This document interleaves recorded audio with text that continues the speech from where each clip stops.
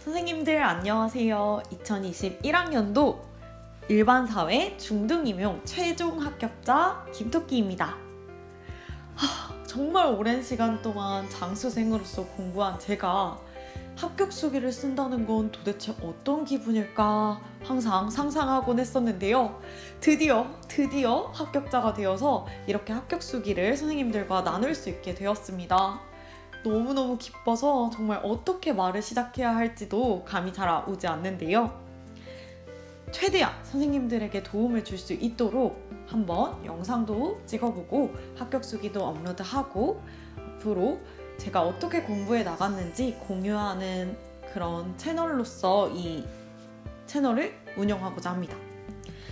중등임용 합격 수기는 북소년 사회과 카페에 업로드할 예정이고요. 선생님들과 함께 오늘은 제 합격 수기를 같이 이야기해보는 시간을 갖도록 하겠습니다. 선생님들이 나중에 보시게 될 이 화면, 합격 또는 최종 합격이라는 네 글자를 올해는 반드시 볼 수 있으면 좋겠습니다. 그러면 본격적으로 들어가 보도록 하겠습니다. 부족한 시간인데도 선생님들께서 직접 이렇게 합격 수기를 찾아보시러 들어오신 데에는 아무래도 어떻게 공부를 해야 하는지 방향을 잡기 막연하거나 내가 잘하고 있는 것인지에 대해서 고민이 있으신 선생님들일 것이라고 생각합니다. 그러한 선생님들께 조금이나마 도움이 될 수 있는 합격 수기를 만들고 싶었는데요.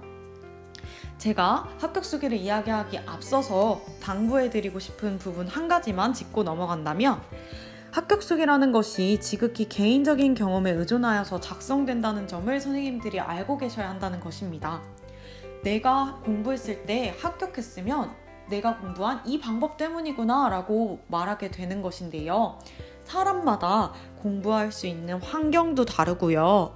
또 방법, 공부하는 스타일 같은 것들이 정말 많이 다릅니다. 따라서 선생님들께서 절대적으로 합격 수기를 맹신하기보다는 본인의 상황에 맞게 또 본인에게 해당되는 부분만 취하시면 좋을 것 같습니다. 합격으로 가는 정말 다양한 선택지가 있는데요. 이 다양한 선택지들 중에서 이런 방법도 있구나 하는 정도로 간략하게 참고해 주시면 좋을 것 같아요. 어떤 방법이든 선생님 스스로가 포기하지만 않는다면 결국엔 반드시 합격합니다. 제가 바로 산 증인이죠. 이 점을 꼭 기억해 주세요. 선생님들은 반드시 결국에 합격하고 말 것입니다. 저는 1차 합격을 한 2번의 연도 2년간 일을 같이 했습니다. 흔히 일병행 임고생이라고 하는데요. 다른 곳에서 일을 한 것이 아니라 학교에서 일을 했습니다. 기간제와 시간 강사 두 가지 일을 했었는데요. 선생님들께서 혹시 일을 병행하시면서 공부하는 것에 대한 고민이 있으시거나 궁금한 점이 있으시다면 이 부분을 주목해 주시면 좋을 것 같습니다. 기간제와 시간 강사의 차이를 제가 몸소 느낀 바에 따라 장단점으로 이야기해 보려고 하는데요. 먼저 저는 2019년과 2020년도에 2년 연속 1차를 합격하였습니다. 응시 지역은 모두 경기도였고 2019년에는 컷에서 3점 정도, 2020년에는 컷에서 6점 정도 높은 점수를 받았는데요. 1차 합격을 한 해 모두 일을 병행하고 있었습니다. 제가 일을 함께 하면서 느낀 부분에 대해서 한번 이야기해 보도록 하겠습니다. 시간 강사의 경우에는 임용을 준비하고 있는 사정을 학교에 미리 말씀드리면 수업 시간을 조정할 수 있다는 장점이 있습니다.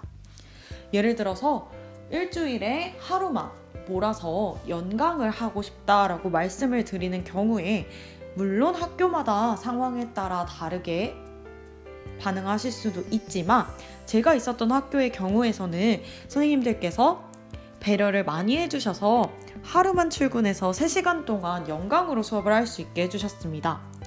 또한 업무가 없고요. 업무가 없다는 말은 별도의 나이스 업무나 아니면 교무실에서 하는 선생님들의 일 같은 것이 아예 없습니다. 오로지 수업만 하고 오면 되는 것이기 때문에 시간이 굉장히 많이 뺏기지 않으면서 또 시급은 다른 아르바이트에 비해서 정말 셉니다. 저 같은 경우에는 경기도에서 혁신학교에서 주문형 경제 수업을 했었는데요. 시급이 5만 원 정도였기 때문에 다른 아르바이트에 비해서 정말 센 편이었습니다. 따라서 장점을 정리해보자면 수업 시간을 조정할 수 있고 또 수업만 집중해서 할 수 있으면서 시급이 정말 세다. 다른 아르바이트에 비해서 시급이 세다라는 게 장점이죠. 그런데 단점은 기간제 교사에 비해서 시간당 경력을 인정받기 때문에 호봉 산정에는 큰 도움이 되지 않는 것 같습니다. 예를 들어서 설명해 보자면 기간제를 하는 경우에는 그 선생님께서 5개월 동안 일을 하셨다면 5개월이 모두 다 인정이 되십니다. 그런데 기간제를 하지 않고 시간 강사를 하시는 경우에는 시간당으로 쳐주시기 때문에 제가 한 학기 동안 52시간 수업을 했다고 하면 경력 인정서는 52시간만 되게 됩니다. 따라서 개월을 전부 다 인정받지 못한다는 점에서 호봉 산정에 크게 도움이 되지 않는다라는 것을 오래 알 수 있었고요. 또 업무를 전혀 하지 않는다는 게 장점이 될 수 있지만 반대로 학교가 돌아가는 사정을 이해하는 데는 크게 도움이 되지 않습니다. 학교에 가서 그냥 진짜 학원 강사처럼 수업만 하고 딱 집에 오는 것이기 때문에 학교가 어떤 식으로 돌아가는지에 대해서는 알 수 없었던 것 같습니다. 제가 두 학교에서 1년 동안 일을 했는데 나이스도 한 번도 만져본 적이 없고 한다면 수행평가 정도만 했던 것 같아요. 그래서 학교에서 일어나는 다양한 업무나 일적인 부분, 교무실에서 어떤 일이 일어나는지를 이해하는 데에는 도움이 되지 않습니다.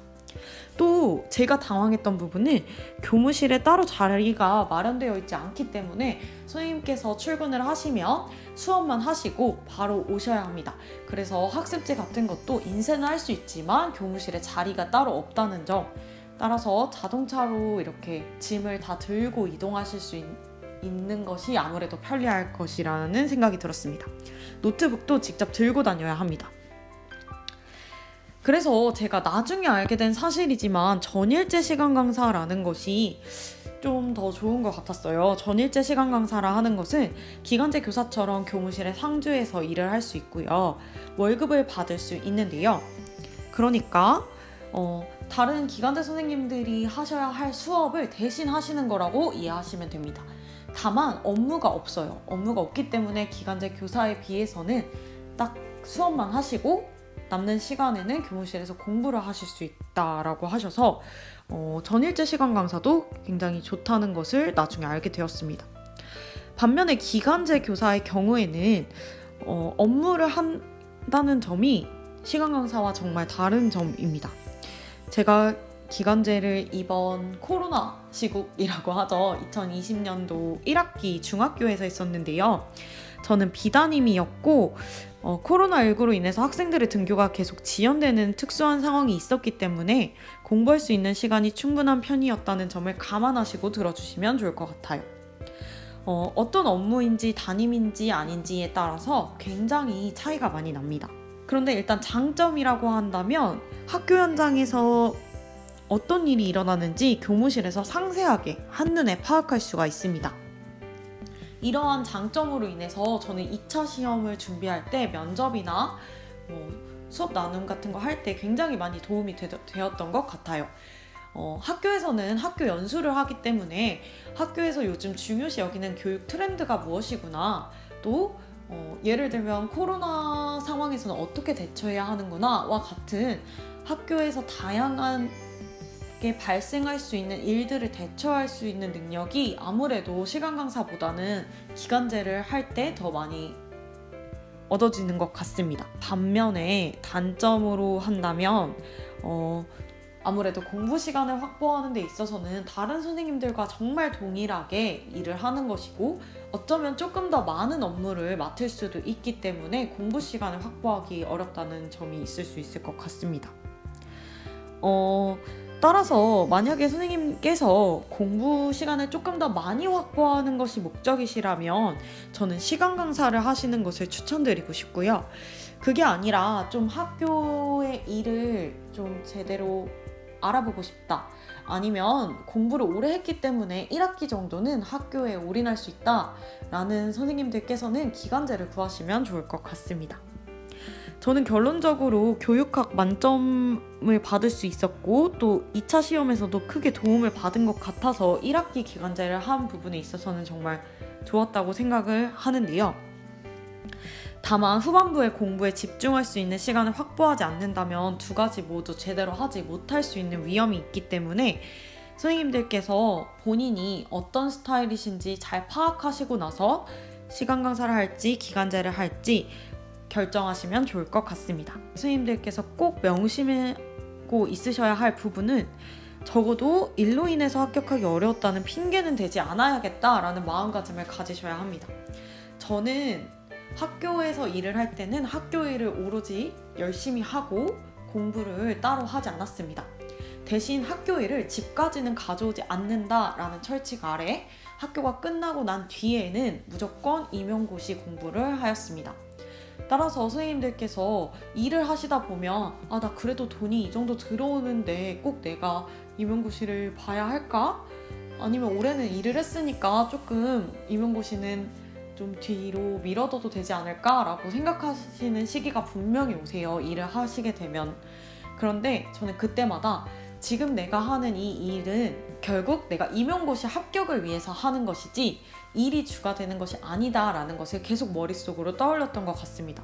선생님께서 결국에는 최종 합격을 하시는 것이 목적이라고 하신다면 학교 일은 학교에서 되도록 끝내고 학교에서 나온 이후부터는 고시생으로서의 본분을 다하시는 것이 가장 중요할 것 같습니다. 저는 한 번에 제대로 이해하고 꼼꼼히 공부하는 성격은 아닙니다. 많이 덜렁거리고 또 여러 번 반복해서 보는 것이 낫지 계속 똑같은 것을 읽는 것을 잘 집중하지 못하는 성격인데요. 그렇기 때문에 제 공부 방법의 핵심은 회독을 늘리는 것에 있었습니다.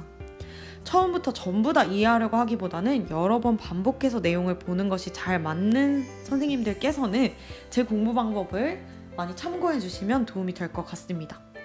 저는 저만의 공부 주기를 만들어서 공부했는데요. 선생님들께서 공부를 하시다 보면 이거 정말 밑 빠진 독에 물 붓는 거 아닌가? 도대체 어디까지 외우고 어디까지 인출해야 내가 이 시험을 합격할 수 있을까 하는 근본적인 의문이 드는 경우가 많습니다. 그때마다 선생님들께서 생각하셔야 되는 부분은 밑 빠진 독에 물을 붓는 게 맞아요. 그게 아니라고는 말을 못하는데 대신 아주 빠른 속도로 물을 계속해서 채워주면 물의 높이는 떨어지지 않습니다. 선생님께서 일정량 이상 물이 떨어지지 않도록 물의 높이가 계속 일정량을 유지하도록 계속 암기하고 계속 인출하시는 것이 제일 중요하다는 점을 꼭꼭 기억해 주시면 좋겠습니다. 시험장에서 얼마나 인출할 수 있는가가 더 중요한 시험입니다. 끝까지 포기하지 않고 인출하고 암기한 선생님께서 결국에 합격하신다는 것을 기억해 주세요.